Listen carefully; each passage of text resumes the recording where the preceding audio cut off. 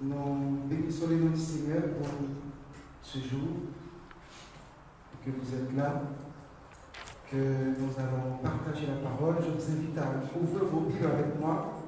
Juste avant, donc nous sommes sur le point de reprendre nos activités. Le mois d'août, c'est un mois, on va dire, un mois un peu bizarre.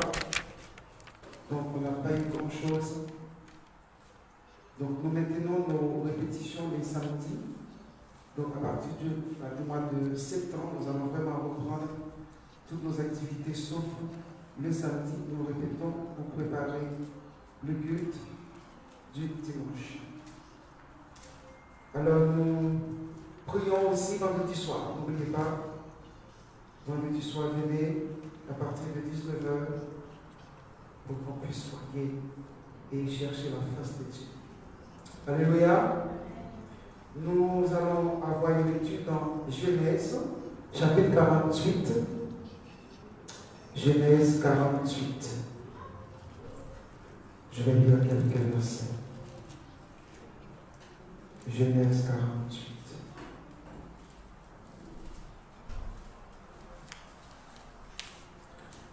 Genèse 48. Je vais lire pour vous. Après ces choses, l'on vint dire à Joseph, voici ton père est malade. Et il prit avec lui ses deux fils, Manassé et Éphraïm. On avertit Jacob et on lui dit, voici ton fils Joseph qui vient vers toi. Et Israël rassembla ses forces et s'assit sur son lit. Jacob dit à Joseph, le Dieu Tout-Puissant m'est apparu à Luz, dans le pays de Canaan, et il m'a béni. Il m'a dit, je te rendrai fécond, je te multiplierai et je ferai de toi une multitude de peuples. Dans certaines versions, multitude de nations. Je donnerai ce pays à ta postérité après toi, pour qu'elle le possède à toujours. Maintenant, les deux fils qui te sont nés au pays d'Égypte, avant mon arrivée vers toi en Égypte, seront à moi. Éphraïm et Manassé seront à moi, comme Ruben et Siméon. Mais les enfants que tu as engendrés après eux seront à toi. Ils seront appelés du nom de leurs frères dans leur héritage. À mon retour de Padan, Rachel mourut en route auprès de moi dans le pays de Canaan, à quelque distance d'Ephrata. Et c'est là que j'ai enterré Rachel sur le chemin d'Ephrata qui est Bethléem. Israël regarda les fils de Joseph et dit, qui sont ceux-ci? Joseph répondit à son père, ce sont mes fils que Dieu m'a donnés ici. Israël dit, fais-les, je te prie, approcher de moi, pour que je les bénisse. Les yeux d'Israël étaient appesantis par la vieillesse. Il ne pouvait plus voir. Joseph les fit approcher de lui, et Israël leur donna un baiser et les embrassa. Israël dit à Joseph, je ne pensais pas revoir ton visage, et voici que Dieu me fait voir même ta postérité. Joseph les retira des genoux de son père, il se prosterna à terre devant lui, puis Joseph les prit tous deux, Éphraïm de sa main droite à la gauche d'Israël, et Manassé de sa main gauche à la droite d'Israël, et il les fit approcher de lui. Israël étendit sa main droite et la posa sur la tête d'Éphraïm, qui était le plus jeune, et il posa sa main gauche sur la tête de Manassé. Ce fut avec intention. qu'il posa ses mains ainsi, car Manassé était le premier. Il bénit Joseph et dit que les dieux en présence duquel ont marché les pères, Abraham et Isaac, que les dieux qui m'a conduit depuis que j'existe jusqu'à ce jour, que l'ange qui m'a délivré de tout mal bénisse ses enfants, qu'ils soient appelés de mon nom et du nom de mes pères, Abraham et Isaac, et qu'ils multiplient en abondance au milieu du pays. Joseph vit avec déplaisir. Joseph était fâché que son père posait sa main droite sur la tête d'Éphraïm. Il saisit la main de son père pour la détourner de dessus la tête d'Éphraïm et la diriger sur celle de Manassé. Et Joseph dit à son père, pas ainsi mon père, car celui-ci est le premier-né. Pose ta main droite sur sa tête. Son père refusa et dit, je le sais, mon fils, je le sais. Lui aussi deviendra un peuple. Lui aussi sera grand, mais son frère cadet sera plus grand que lui. Et sa postérité deviendra une multitude de nations. Il les bénit ce jour-là et dit, c'est par toi qu'Israël bénira en disant que les dieux te traitent comme Éphraïm et comme Manassé. Et Éphraïm avant Manassé. Il mit Éphraïm avant Manassé, pardon. Israël dit à Joseph, voici, je vais mourir, mais Dieu sera avec vous. Et il vous fera retourner dans le pays de vos pères. Je te donne de plus qu'à tes frères une part que j'ai prise de la main des Amoréens avec mon épée et avec mon arc. Parole du Seigneur. Amen. Père Céleste, nous te remercions pour ta parole. Nous te bénissons, ô Dieu, car c'est le pain quotidien dont nous avons besoin. Tout le reste n'est que temporaire, n'est que ce qu'on pourrait appeler ce que tu donnes en plus. Tout le reste, c'est tout ce qu'on peut appeler ce que tu donnes en plus. Mais le plus important, l'essentiel, oui Seigneur, c'est ta parole. Nous ne pouvons pas vivre sans elle. C'est par elle que tu as tout créé. Rien n'a été fait sans elle. Bénis ta parole, Seigneur, bénis chacun de nous. Que nos cœurs soient, oui, que nos cœurs soient remplis des paroles de ta bouche. Et que nos sentiments soient les sentiments qui étaient dans Jésus-Christ. Au nom de Jésus, nous te prions. Amen. Alléluia. Soyez bénis. Chers bien-aimés, je viens de lire dans Genèse chapitre 48. Vous avez sûrement déjà lu le livre de Genèse. C'est un livre qui nous raconte une histoire assez riche. L'histoire de la création, l'histoire de l'appel d'un homme et l'histoire d'un peuple que Dieu s'est choisi. Dans ce passage que je viens de lire, il est question d'un homme que vous connaissez, Joseph. Je pourrais attribuer à ce passage l'intervention surnaturelle de Dieu dans nos vies. L'intervention surnaturelle de Dieu dans la vie de ses enfants. Parce que nous sommes ses enfants. Alléluia. Donc, son intervention surnaturelle dans nos vies. Ce qui dépasse la nature, ce qui va au-delà de ce qu'on peut penser, de ce qu'on peut réfléchir, de ce qu'on peut imaginer. C'est ce qu'on appelle le surnaturel. Le texte commence pour dire après ces choses. Genèse 48. Après ces choses, mais quelles choses? De quelles choses il s'agit? Et ce n'est pas la première fois que nous trouvons cette expression.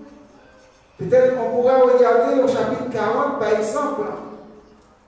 Si nous regardons, peut-être déjà au chapitre 39, verset 7 de Genèse, chapitre 39, verset 7, nous voyons, après ces choses, il arriva que telle chose, que telle chose, que telle chose. Et au chapitre 39, c'est l'histoire de la femme de Potiphar. Maintenant, au chapitre 40, au verset 1er, il nous dit, après ces choses. Donc, il y a beaucoup de choses. Il y a beaucoup d'histoires. Il y a beaucoup d'événements.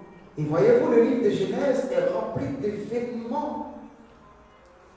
D'événements, on pourrait dire, exceptionnels.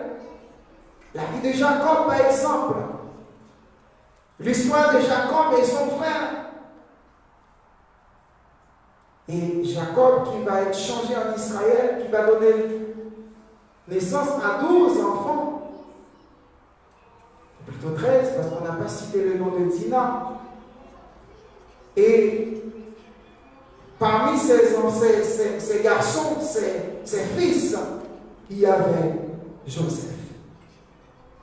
Après ces choses, parmi ces enfants de Joseph, vous connaissez de Jacob. Vous savez de quelle manière Joseph, très tôt, à 17 ans, Joseph a été bouleversé dans sa vie. Joseph a été vraiment frappé. Et si vous allez au chapitre 37, vous commencerez par voir le début de l'histoire de Joseph. Il y a eu une tragédie familiale. Une tragédie peut-être semblable à celle de la tragédie entre Caïn et Abel. Parce que vous savez qu'ils ont tué Abel, enfin, son frère Caïn. Parce que tout simplement, Caïn était un intellectuel, Caïn. À l'inverse d'Abel qui était un homme des champs, c'était un berger. Et Caïn croyait que Dieu pouvait apprécier son offrande plus que celle de son frère. Mais ce n'était pas le cas. Vous connaissez l'histoire. Mais l'histoire de Joseph n'est pas si éloignée. Parce que dans cette famille, voyez-vous, il y a 12 hommes. Et parmi ces 12, il y en a un qui va être mis de côté pour la simple raison, la seule faute que ce jeune homme à 17 ans déjà, on va le vendre après l'avoir jeté dans une citerne. Le seul péché qu'il a commis, c'est que c'était un homme qui faisait toujours des songes. Parce qu'il faisait des songes et que Dieu lui a révélé des choses qu'il n'avait pas révélées à tout le monde, alors les autres frères sont devenus méchants, désagréables, et ils ont eu dans le cœur l'idée de commettre un meurtre. Ils voyaient en ce jeune quelqu'un qui se prenait pour « Ah bon, tu as vu des étoiles, tu as vu une gerbe, tu as vu d'autres gerbes qui ont venu s'agenouiller devant ta gerbe, tu as vu le soleil et la lune qui sont venus s'agenouiller devant toi, etc., les étoiles. » Alors, il y a eu une atmosphère de jalousie. Et cette atmosphère de jalousie va conduire à l'inévitable, à l'impensable. On va même croire que Joseph était mort. Mais gloire à Dieu, quand on croit que vous êtes mort, vous êtes encore là. Alléluia. Vous êtes encore là. Parce que lorsque Ruben est venu, il était fou. Les autres frères se sont déjà arrangé l'histoire. Ils ont vendu Joseph. Et finalement, lorsque Ruben est venu, il n'a pas vu Joseph dans la citerne. Et il était devenu comme un fou. Alors qu'est-ce qu'il a fait? Il a tué un bouc. En tout cas, un animal. Il a pris le sang. Il a badigeonné le vêtement de Joseph. Et il a renvoyé le vêtement de Joseph à son père. Et son père va comprendre que son fils Joseph était mort. Mais voilà que son fils qui est mort est en train de vivre encore. Alléluia. Parce que la mort ne peut pas vous toucher lorsque Dieu est déjà intervenu dans ta vie. Lorsque Dieu a déjà mis sa marque sur toi, vous ne devez rien craindre. C'est pour ça que dimanche dernier, nous avons vu que l'apôtre Paul a dit dans Romains 8 que ni la mort ni la vie, rien ne pourra me séparer de l'amour de mon Dieu. Alors, Joseph est parti avec les Ismaélites, mais très vite, il sera vendu à Potiphar. Et Potiphar, vous savez, c'était l'homme principal de Pharaon. C'était, comment dire ça, l'homme de confiance. C'était l'homme qui avait le secret du palais. Et Potiphar va accueillir chez lui Joseph. Et vous savez que chez Potiphar, il y a eu des histoires. Il y a eu des histoires. Il y a eu des histoires. La femme de Potiphar va venir pour tenter Joseph. Et Joseph va surmonter la tentation. Et malgré tout, il sera accusé. Chers bien-aimés, il y a des situations dans lesquelles vous êtes. Même si on vous met en prison, même si on vous déteste, même si on a taillé sur vous une veste qui tombe bien, dès lors que vous avez Dieu pour vous, n'ayez pas peur.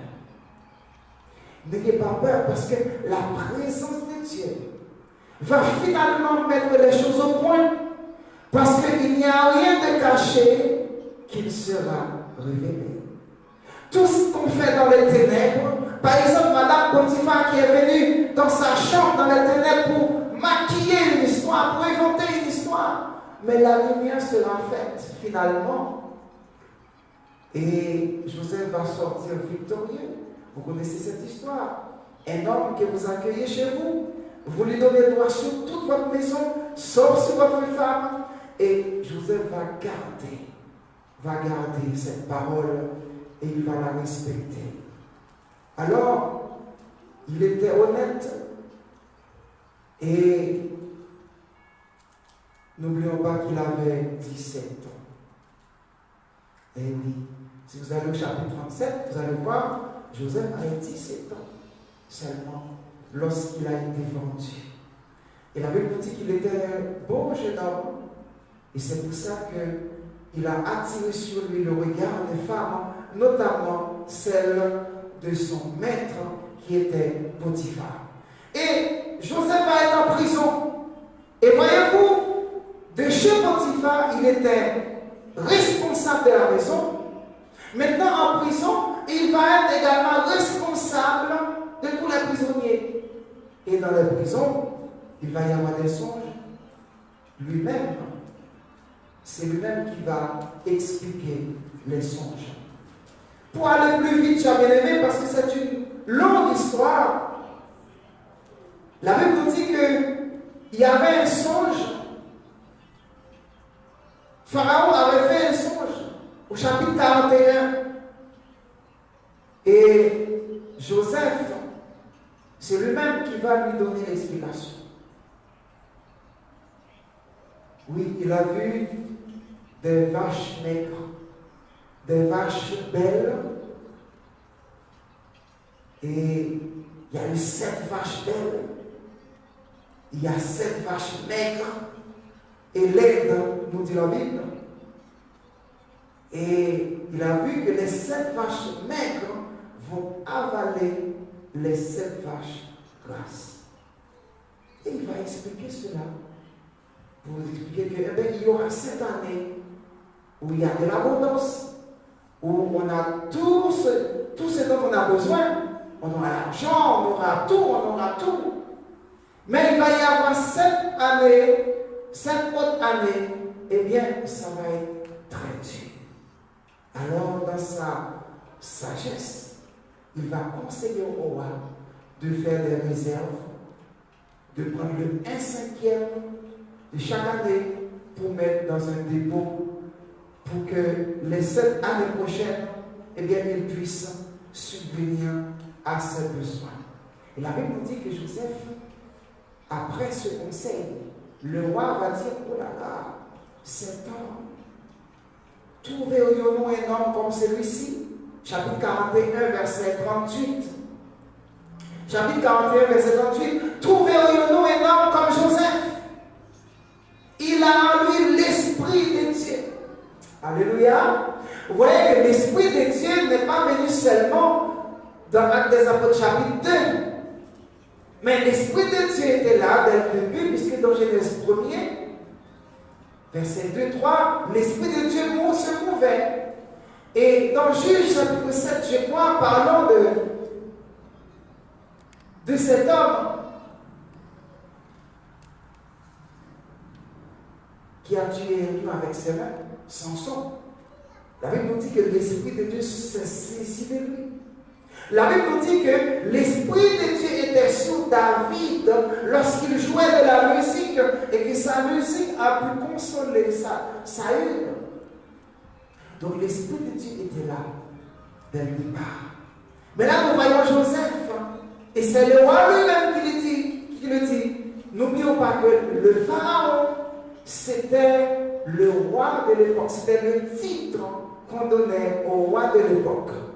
Eh bien, lui-même, il va témoigner en disant, cet homme a en lui l'Esprit de Dieu.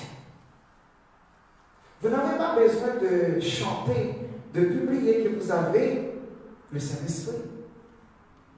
Mais quand on vous regarde, quand on vous examine, ça se verra. Alléluia. À travers votre vie, à travers votre comportement, à travers votre caractère. Parce qu'en réalité, ce que nous devons avoir comme chrétien, le caractère du chrétien, eh bien, c'est le Saint-Esprit qui vient en nous pour façonner en nous ce caractère. Le Saint-Esprit. Oui, Joseph avait en lui l'Esprit de Dieu. Et il dit, il n'y a personne, au verset 39, chapitre 41, verset 39, il n'y a personne qui soit aussi intelligent et aussi sage que toi. Donc vous voyez que on n'a pas attendu Daniel pour trouver un homme sage et intelligent. Donc Joseph était bourré d'intelligence, était rempli de sagesse. Et c'est pourquoi le roi, maintenant, Pharaon va l'établir, non pas seulement sur sa raison, mais sur le peuple. Non seulement sur sa raison. Pharaon va établir Joseph sur sa raison. Et ensuite, sur son peuple. Et Pharaon va dire, tout mon peuple obéira à tes ordres. La seule différence, c'est que moi j'ai mon trône et mon trône va me séparer de toi. Il n'y a que ça comme différence. Seul mon trône. Donc Joseph est devenu, cher bien-aimé, premier ministre dans un pays étranger. Il n'était pas chez lui. C'est un homme de Dieu qui est devenu premier ministre. Alors aujourd'hui, on dirait que oui, quand on sert Dieu, laisser le pouvoir aux autres. Mais nous voyons, Joseph était devenu un haut fonctionnaire de l'État, le plus haut fonctionnaire de l'État après Pharaon. Et ça nous rappelle plus tard Daniel. Joseph, cher bien-aimé, pendant ces 7 années, il va emmagasiner, il va faire des dépôts. Et quand il aura 30 ans, Joseph va partir pour parcourir l'Égypte. Il parcourut l'Égypte après avoir fait crier devant Joseph à genoux tout le monde. Vous voyez qu'on faisait adorer Joseph. Selon Genèse 41, verset 43. Pour que vous ayez une idée de lorsque Dieu intervient dans ta vie, même si on a voulu te tuer, même si on t'a jeté dans un cercueil, même si on a déjà préparé pour toi ton cercueil, tu peux briser ce cercueil au nom de Jésus. Et le Seigneur est capable, chers bien-aimés, de défaire tous les malheurs. Il peut transformer les malheurs en bien, comme il a transformé l'eau en vin. Joseph va connaître une vie de roi. N'oublions pas que Joseph était juste après le roi. Et c'est là que Joseph va avoir 2 enfants. À 30 ans. Alléluia. Il avait 2 enfants.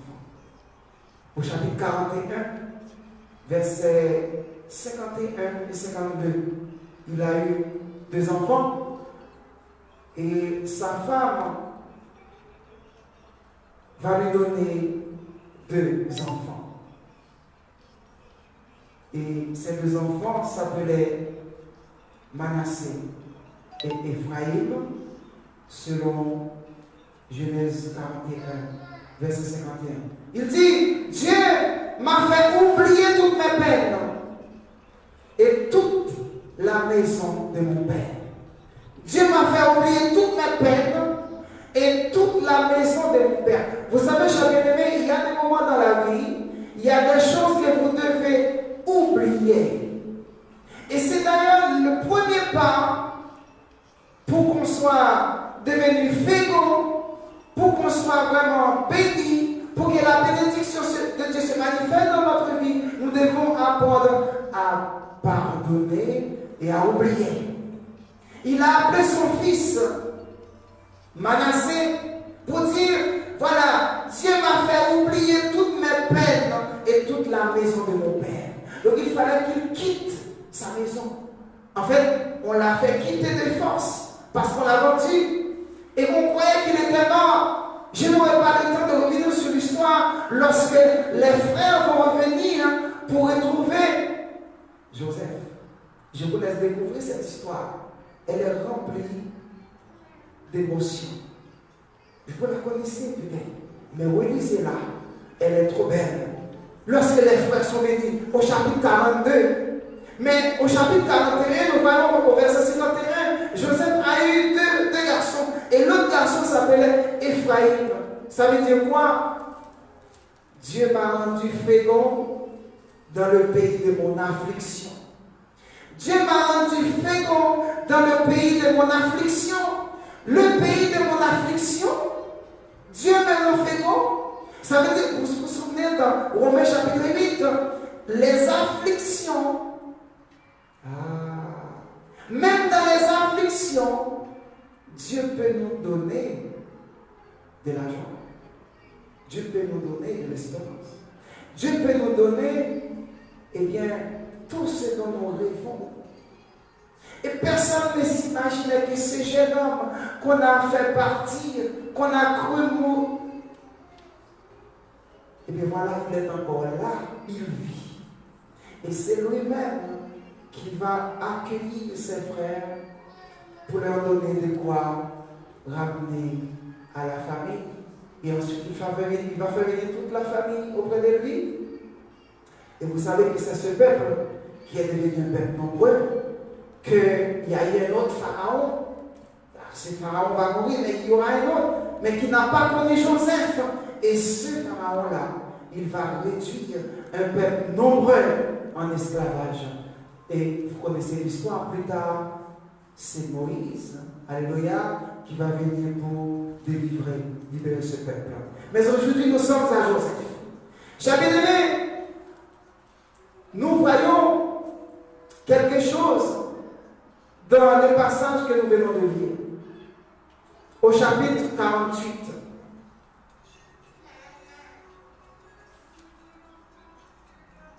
Regardons Genèse chapitre 49, verset 10. Genèse 49, verset 10.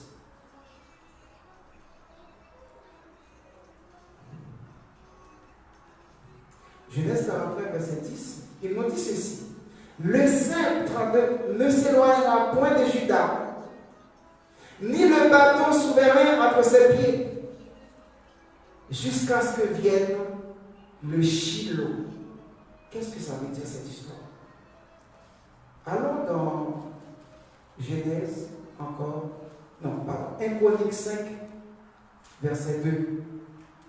1 Chronique chapitre 5, verset 2. Allez, 1 Chronique c'est après 2 Samuel, 1 Chronique 5, verset 2. Je vais le lire pour vous. Il nous dit ceci. Judas, pas Judas Iscariote, Judas le frère de Joseph, à la vérité parent puissant parmi ses frères, et de lui est issu un prince. Ah, de Judas est issu un prince. Est-ce que vous vous souvenez du lion de la tribu de Judas? Alléluia. Donc nous comprenons que ce prince, ce sera Jésus. Et il dit aussi, mais le droit d'aînesse, vous voyez, quand vous voyez mais, ça veut dire qu'il y a une proposition qui peut être soit complémentaire, soit complètement contraire. Il y a deux idées contraires ici. Judas fut puissant parmi ses frères, et de lui est issu un prince. Ok, de lui est issu un prince. Mais le droit d'aînesse qui est autre chose est à Joseph. N'oubliez pas cette verset. Et Genèse 49, verset 10, il nous dit, le sceptre ne s'éloignera point de Judas, ni le bâton souverain entre ses pieds, jusqu'à ce que vienne le Shiloh et que le peuple lui obéisse. Le mot Shiloh, c'est un mot hébreu pour dire le Messie. Donc là, vous comprenez, le bâton qui est un signe de commandement. Donc il s'agit d'un roi. Le sceptre, c'est une espèce de bâton. Et il est dit, c'est Judas qui va l'avoir. Comme il est dit dans 1 Chronique chapitre 5, verset 2. Lui, Judas, de lui, il y aura un prince.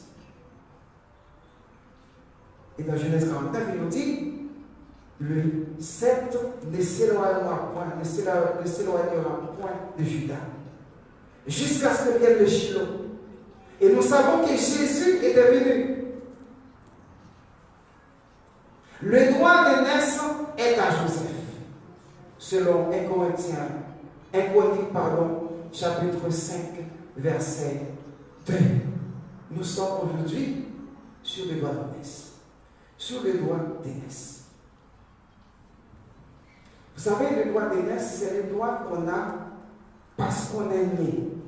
En premier, c'est quelque chose dont on a droit. On n'a pas besoin de faire quelque chose pour ça. On y a droit tout simplement parce qu'on est né. Voilà ce qu'on appelle le droit d'aînesse. Et c'est à Joseph. N'oublions pas que Joseph, c'était probablement le 11e enfant de la famille. Mais le premier enfant de la femme que Jacob avait vraiment choisi. Car vous savez que Laban l'a trompé.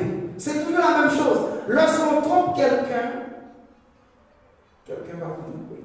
Ça va? De la même façon que Jacob a trompé son père en se faisant passer pour Ésaü, de la même façon, Laban va se moquer de lui en lui donnant une femme qu'il n'avait pas choisie. Mais Laban va rire en disant, écoute, si tu aimes bien cette fille, il faudra travailler encore cette année parce qu'il fallait travailler pendant 7 ans pour avoir cette femme. Maintenant, si tu veux avoir l'autre et je te donne tous les deux, tu vas recommencer. Et Jacob a accepté. Tout cela pourquoi? Parce que c'était un trompeur, Jacob.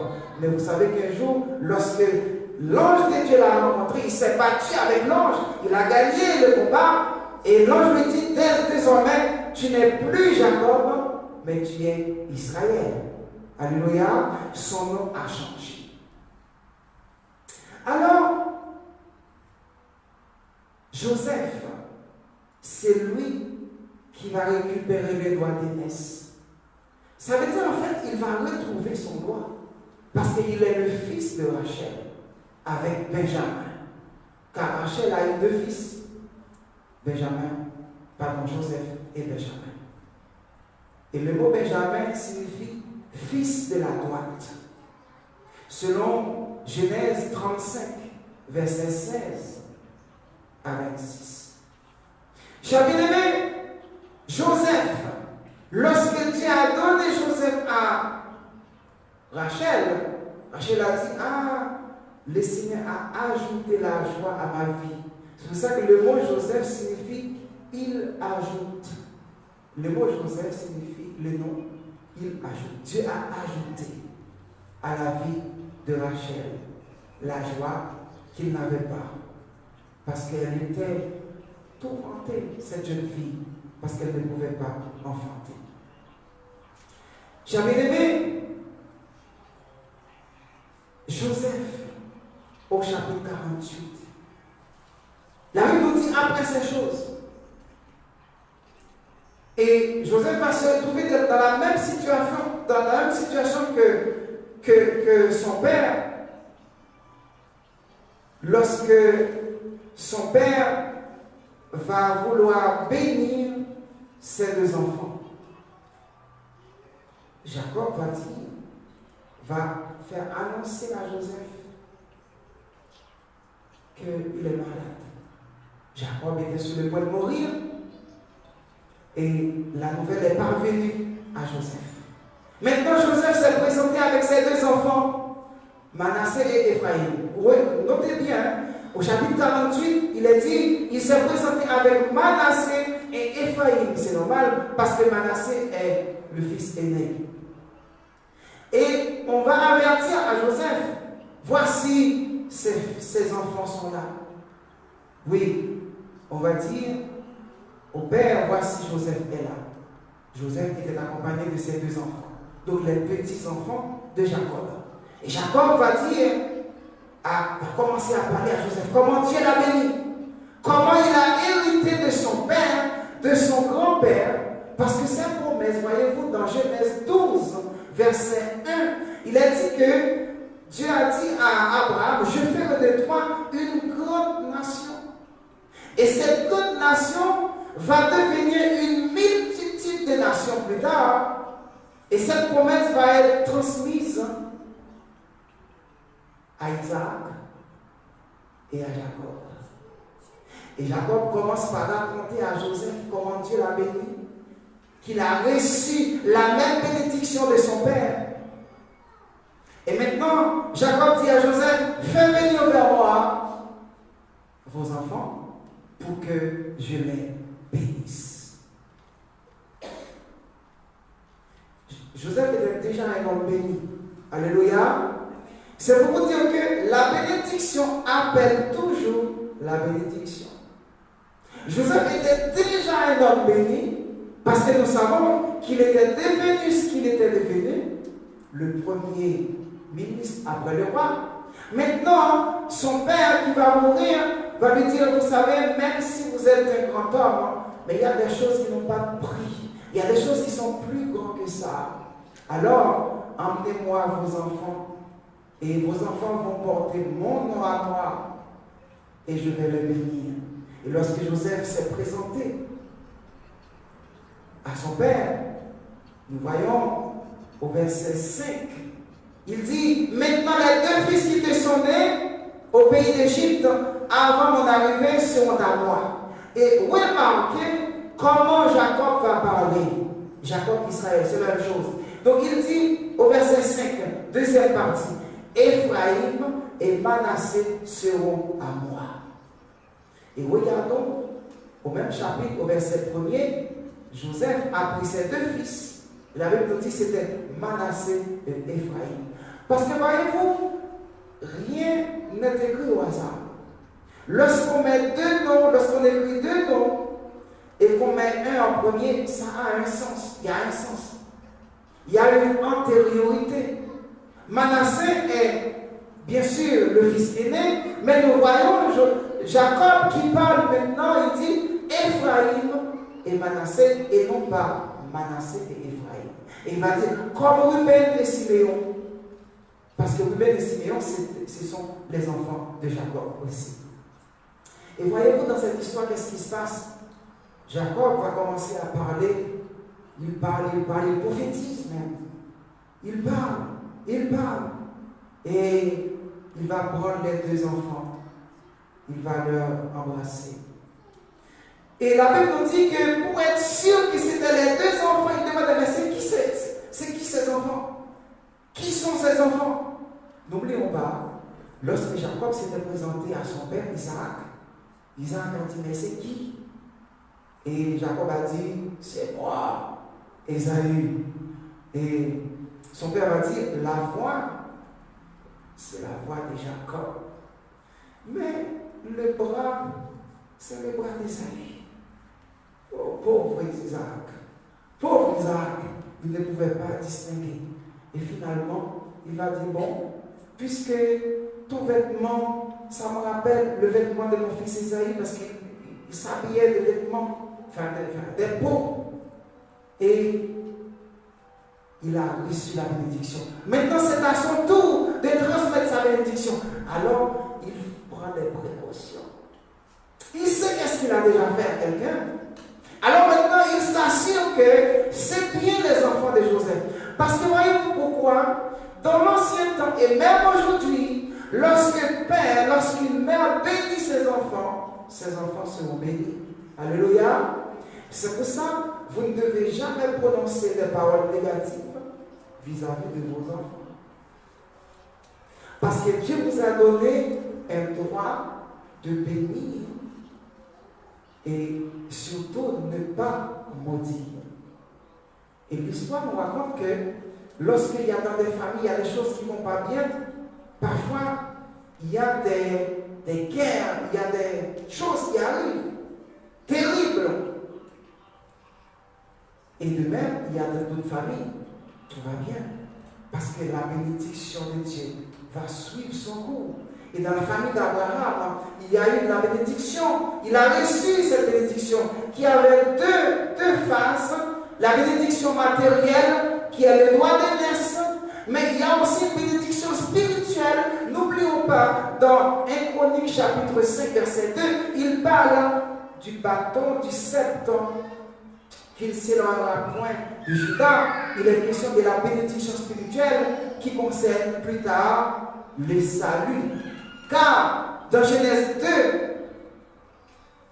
12, verset 2, il est dit que toutes les familles de la terre seront bénies en ta postérité. Et cette bénédiction, c'était cette bénédiction qui viendra de la part de Jésus. Cette bénédiction qui va parcourir le monde, la vie éternelle que Jésus est venu nous donner gratuitement à tous ceux qui croient. Et qu'est-ce qui se passe dans cette histoire? Joseph qui croyait que c'est Manassé qui allait recevoir la bénédiction. Alors naturellement, ce n'est pas parce qu'il aimait Ephraïm plus que Manassé, ou qu'il aimait Manassé plus que... Mais en principe, Manassé aurait dû recevoir le droit d'aînesse. Mais qu'est-ce qui se passe? Il est venu avec Manassé du côté gauche, Ephraïm du côté droit, et il vient en face de Jacob. Et voyez-vous ce que va faire Jacob? Est-ce que vous êtes là? Ici, à ma main droite, il y a Ephraïm, et ici, il y a Manassé. Manassé, Ephraïm, et Joseph au milieu. Et en face du père, normalement la main droite du père devait être posée sur la tête de Manassé. Nous sommes d'accord? Et la main gauche de Jacob devait être posée sur la tête d'Ephraïm pour les bénir. Parce que la main droite symbolise le pouvoir, l'autorité. Et qu'est-ce qui se passe? Jacob va croiser les bras. Ça va? Joseph était étonné. Joseph n'était pas content. La Bible nous dit que Joseph a vu ça avec un déplaisir. Au verset 17. Et son père, qui savait bien ce qu'il faisait, parce que la Bible nous dit c'était avec une intention. Il savait effectivement, c'est pour ça qu'il a dit au verset 5, chapitre 48, il parlait de Éphraïm et de Manassé. Et voilà, Jacob va croiser ses mains, de sorte que la bénédiction va être prononcée sur la tête de qui? Sur la tête d'Éphraïm. Donc c'est Éphraïm qui va recevoir la bénédiction parce que c'était la volonté de Dieu. Et lorsque Joseph était à la limite furieux contre son père, dit, mais pas ainsi mon père, mais regarde, c'est Manassé qui est plus grand. Et son père va dire, oui je sais, ne t'inquiète pas, parce que lui aussi, il deviendra une grande puissance. Mais son frère cadet deviendra une multitude. Je vous donne un indice. Quel est le peuple qui est devenu ce qu'on appelle le Commonwealth? Le Commonwealth. C'est pas vrai ça. Quel est le peuple qui a porté le nom? Parce que le mot Commonwealth signifie multitude de nations. La Grande-Bretagne. Non, mais jamais, non, ça vous est jamais venu à l'idée. Ok, c'est pas grave. Et la Bible nous dit que son frère deviendra une grande nation aussi, Manassé. Et voyez-vous, nous sommes dans une prophétie ici. Cette parole n'a pas été prononcée pour le temps de Joseph. C'était pour après, pour des années après. Et probablement pour le temps comme celui-ci. Pourquoi est-ce que nous disons ça? Parce que lorsque nous lisons au chapitre 49, verset 1er, il nous dit, Jacob appelle ses fils. Et il dit, voici je vous annonce ce qui doit arriver dans la suite des temps. Et dans la suite des temps, c'est une expression que nous retrouvons même dans Daniel, c'est pour dire dans les derniers temps, en fait. C'est pour dire dans les derniers temps. Ça veut dire dans les derniers temps, il y a eu ce peuple qui était prévu, et il y avait un autre peuple qui va devenir une multitude de peuples, mais qui vont collaborer ensemble, qui vont vivre en harmonie, et ils sont le reflet de Joseph, puisque ce sont ses deux enfants. Chers bien-aimés, il y a eu dans ce passage ce qu'on appelle une intervention surnaturelle.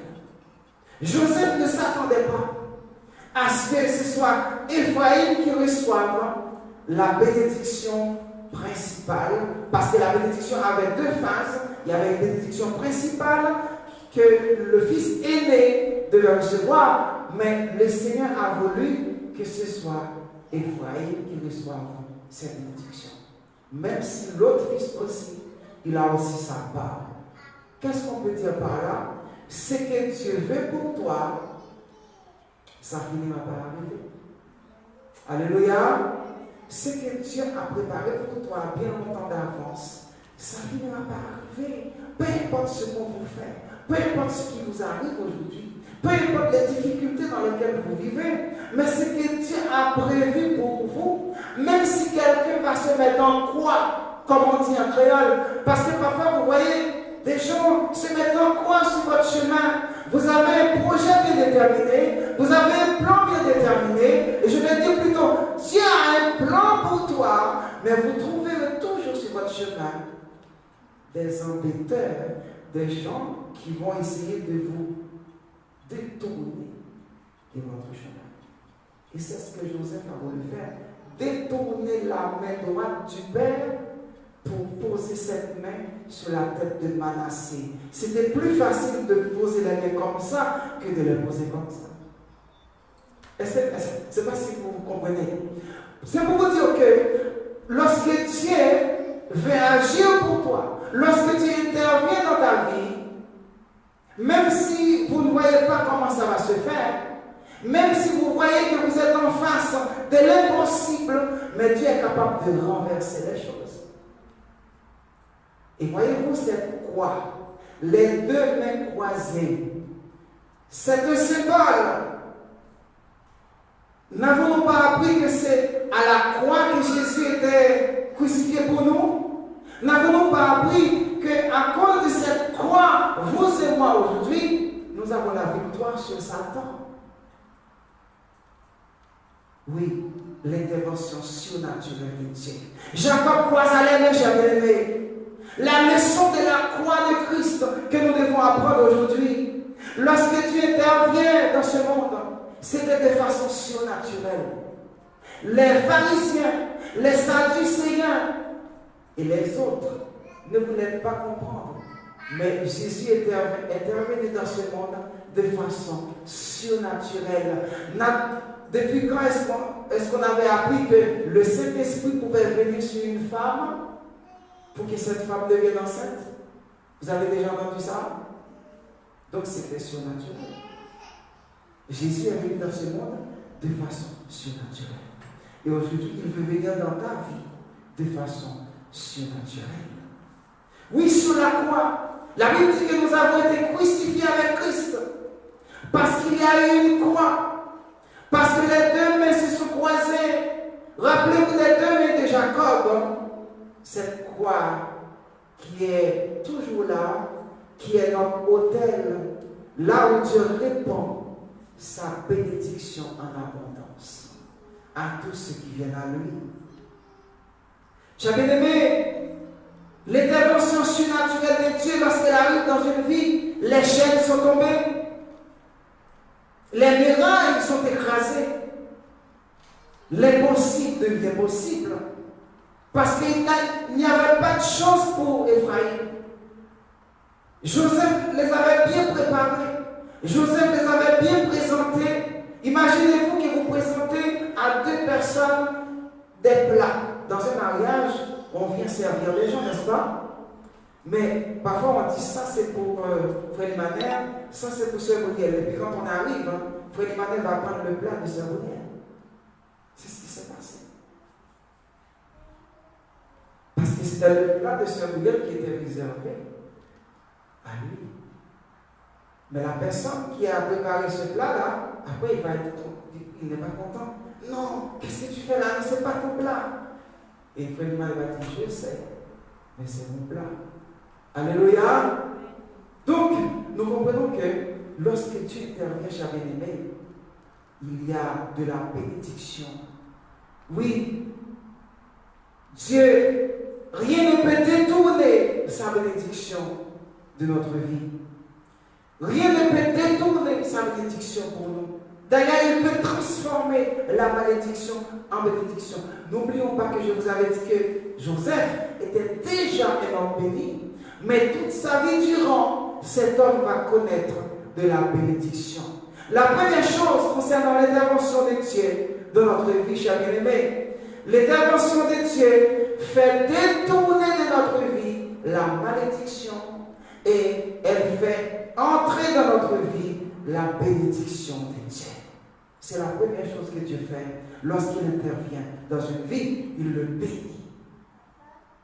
De la même façon que Joseph a vu ses enfants bénis par le grand-père qui était Jacob. La deuxième chose, lorsque Dieu intervient dans une vie, chers bien-aimés, cette intervention, elle est imprévisible pour les hommes. La deuxième chose que nous pouvons observer, Dieu intervient de façon imprévisible. Aujourd'hui même, Dieu peut intervenir dans ta vie, alors que tu ne t'y attendais pas. Ça va? Alors même que tout le monde disait des choses fausses contre vous, alors que tout le monde vous condamnait. Rappelez-vous de la femme samaritaine, tout le monde condamnait cette femme, la pauvre. Mais tout d'un coup, il y a eu une intervention surnaturelle.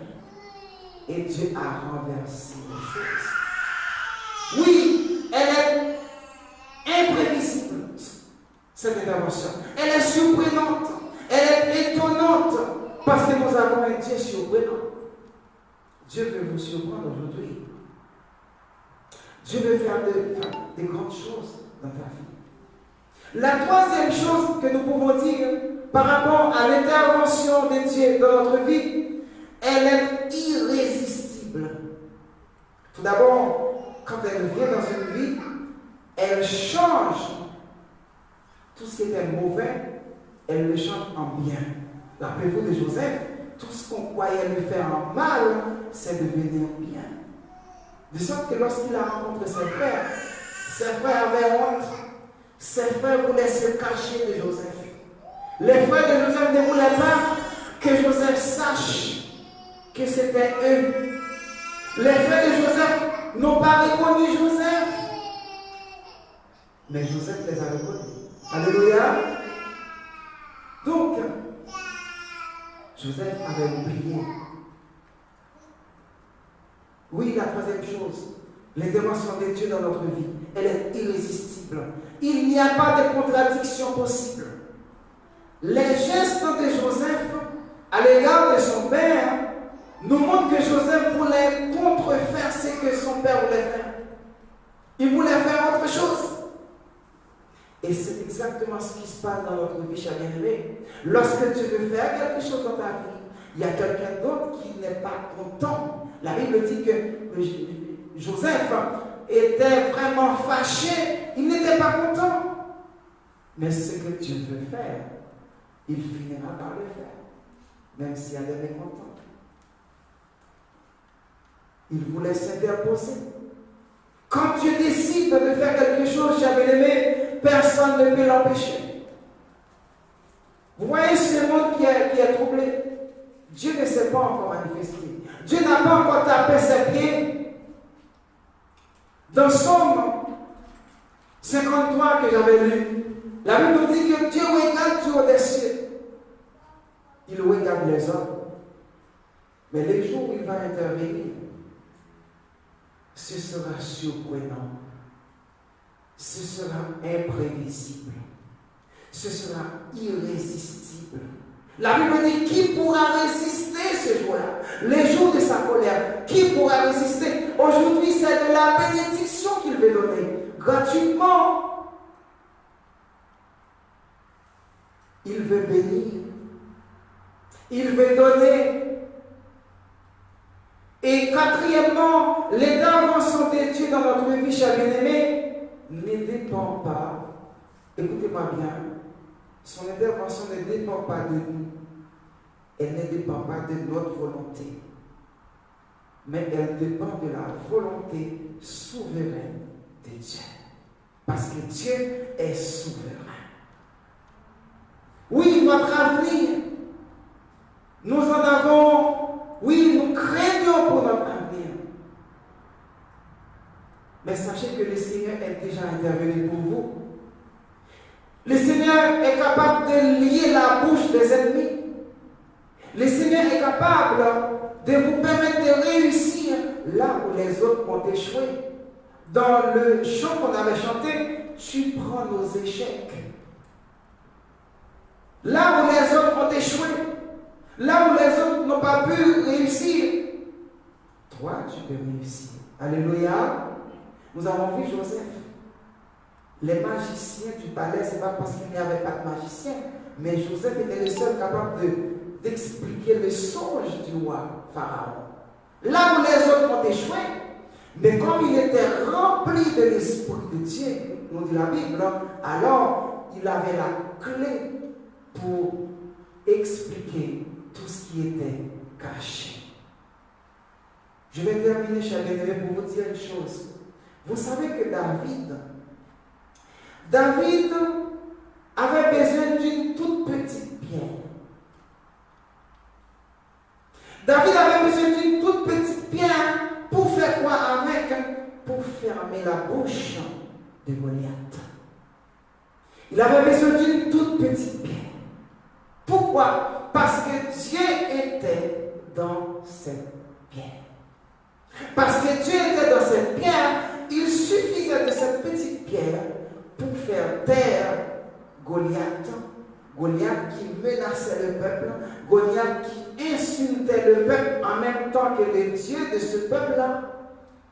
Et David riait dans son cœur parce qu'il s'est dit, toi tu viens avec tes armes, tu t'es entraîné, tu es un géant, moi je sais que je suis tout petit, mais je viens au nom de l'Éternel. Et la Bible nous raconte que parce qu'il avait une petite pierre, qu'il a mis sa foi dans cette petite pierre, Dieu était dans cette petite pierre. Mettez Dieu dans ta vie, dans votre vie. Alléluia. Lorsque Dieu est dans ta vie, rappelons-nous de Joseph. Le roi a dit, oh là là, il n'y a personne comme cet homme.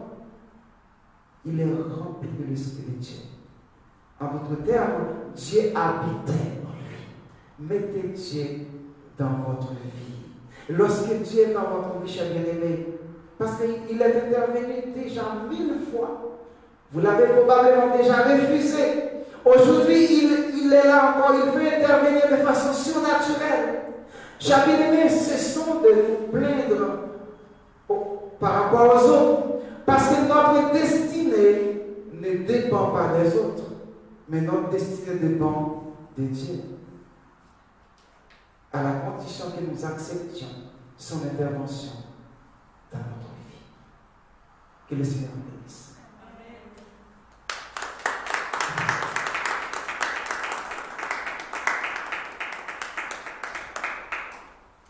Nous allons chanter un chant. J'ai décidé de poursuivre le Seigneur, mais cette fois-ci dans une atmosphère d'adoration.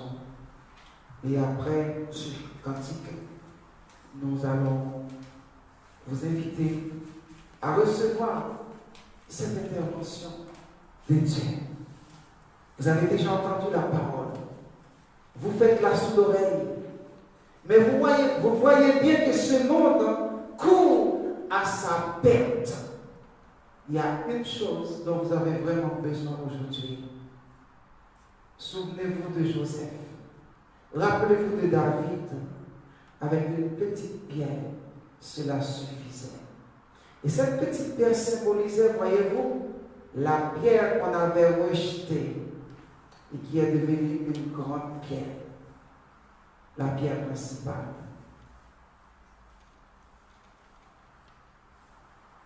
Alléluia. J'ai décidé de suivre le Seigneur.